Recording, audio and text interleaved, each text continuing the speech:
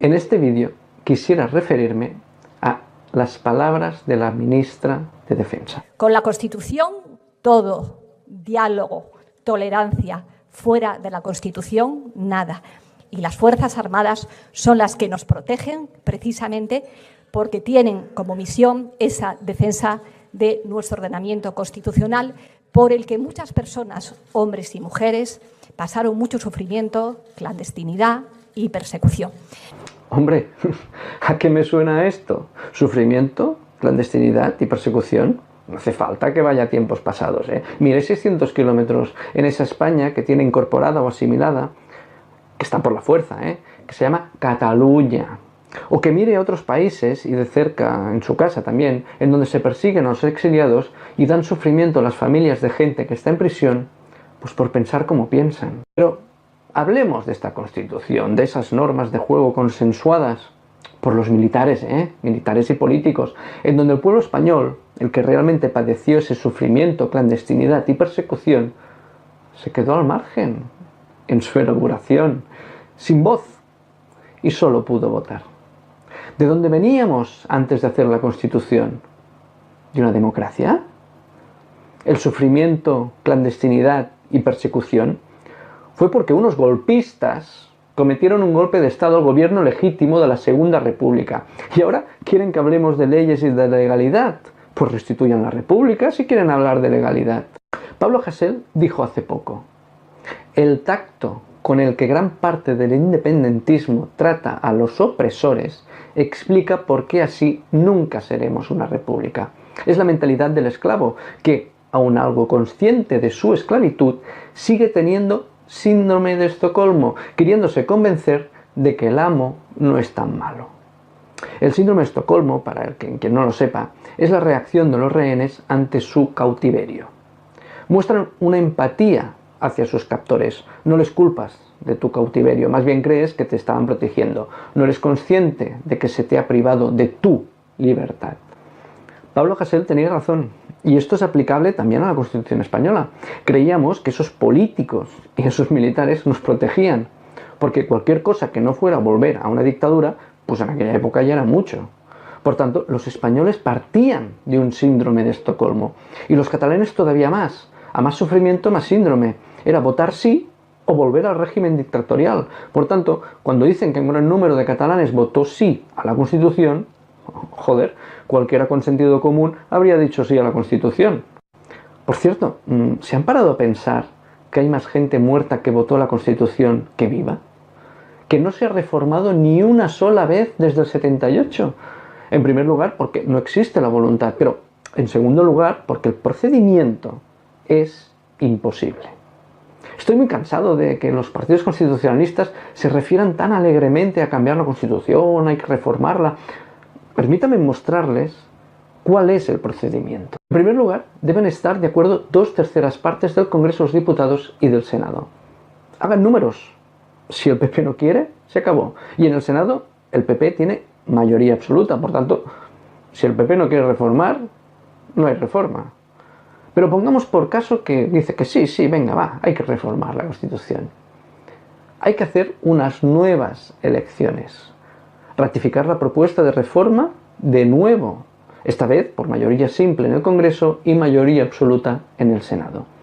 Si se cumple este trámite, pasaríamos a la redacción de los nuevos artículos de la nueva Constitución, y esta debe ser ratificada por 2/3 partes del Congreso y del Senado.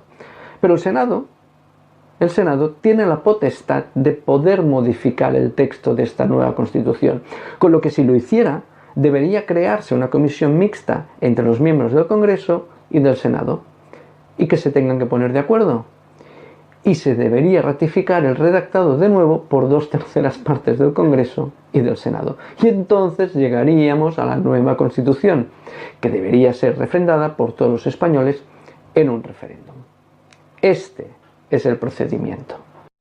A ver, si para decidir un estatuto, si era constitucional o no, tardaron 4 años para un procedimiento así, ¿sobre qué generación de españoles estaríamos hablando de que estuviera lista la nueva Constitución? Por favor, no nos traten como imbéciles. Este procedimiento es para que nunca se pueda modificar.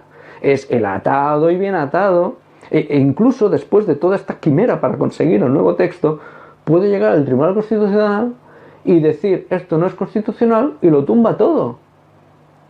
Si ustedes para conseguir cualquier cosa, imaginen, en cualquier documento, deben hacer todos estos trámites, cuando lo ven, lo más lógico es que digan, miren, ¿saben qué? Déjelo, no vale la pena porque esto es perder el tiempo. Además, díganme, ¿dónde está representada la voz del pueblo en esta nueva Constitución? Por tanto, basta ya de dar excusas de que hay que reformar la Constitución. Si se quiere hacer un referéndum, se puede hacer, no es necesario reformar nada, porque la Constitución lo permite, sí, lo permite, solo debe existir la voluntad. Miren, la Constitución, en su preámbulo, en el punto número 4, dice lo siguiente: proteger a todos los españoles y pueblos de España en el ejercicio de los derechos humanos, sus culturas y tradiciones, lenguas e instituciones. Todas, absolutamente todas las constituciones europeas occidentales se basan en los derechos humanos. Todas la firmaron. Hay 3 declaraciones de los derechos humanos. La primera es la Declaración Universal, la que se hizo después de la Segunda Guerra Mundial. Después se hizo una segunda y una tercera declaración, que firmó España, que es sobre el Pacto Internacional de los Derechos Civiles y Políticos. Y en su punto número 1 dice: todos los pueblos tienen el derecho de libre determinación. En virtud de este derecho establecen libremente su condición política y proveen asimismo su desarrollo económico, social y cultural. Por tanto, el derecho de autodeterminación es constitucional. Basta ya decir que está fuera del marco constitucional, porque el preámbulo lo dice claro: proteger a todos los españoles y pueblos de España. ¿En qué? En el ejercicio de los derechos humanos. Y hemos visto que los derechos humanos contemplan el derecho de autodeterminación. Por tanto, la Constitución debe proteger el derecho de cualquier pueblo de España a su autodeterminación. Si el ejército, como dice la señora ministra, debe proteger el ordenamiento constitucional, el ejército debería haber defendido los derechos humanos de los catalanes el día 1 de octubre, que vinieron unos a apalearnos. Porque su función es defender esos derechos de todos los ciudadanos españoles.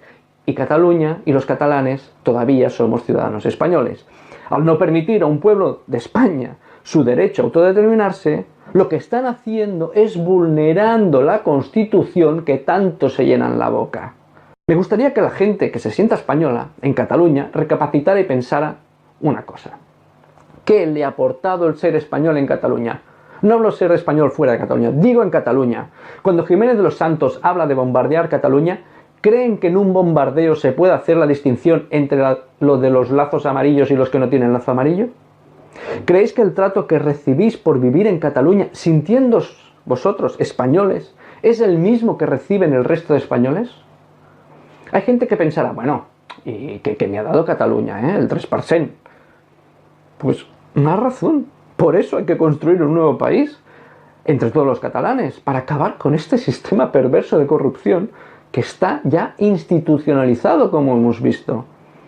Piensa en un momento una cosa: un referéndum beneficia a todos los catalanes, independentistas y no, absolutamente a todos. Sé que mucha gente en Cataluña no quiere la independencia, es cierto, pero no quererla no significa que se quieran quedar igual. Es decir, quieren cambios. ¿Por qué? Porque viven aquí y ven que Cataluña no se la está tratando bien. Cuando hay un referéndum, hay 2 proyectos. Uno es quedarse y el otro es irse. Nosotros, los independentistas, tenemos muy claro el proyecto República. Lo que queremos hacer es un nuevo país con unas nuevas normas de juego. Nuestro proyecto, si se explica bien, es muy ilusionante. ¿Qué ofrece España a los catalanes? En estos momentos nada, absolutamente nada. Inversiones que no llegan. En el momento que se diga sí a un referéndum pactado, el proyecto España deberá ofrecer algo a los catalanes para contrarrestar el proyecto de República Catalana. Por tanto, analicen ustedes quién va a ser el gran beneficiado del referéndum. ¿Los indepes? No, todos. Porque si sale sí, será nuestra obligación, la de los indepes, que la gente que tiene dudas sobre el nuevo país no tenga ninguna duda, que se sienta a gusto, participe y sobre todo que no se sienta amenazada. Y si sale no, España deberá cumplir con lo que ha prometido y mejorar las condiciones actuales. Con lo que salimos ganando, en cierta forma, somos todos los catalanes. Por lo tanto, ya lo ven. El referéndum nos beneficia a todos los catalanes y deberíamos luchar los indepes y no para conseguirlo. Y a partir de esto, que gane el mejor, porque en eso consiste la democracia.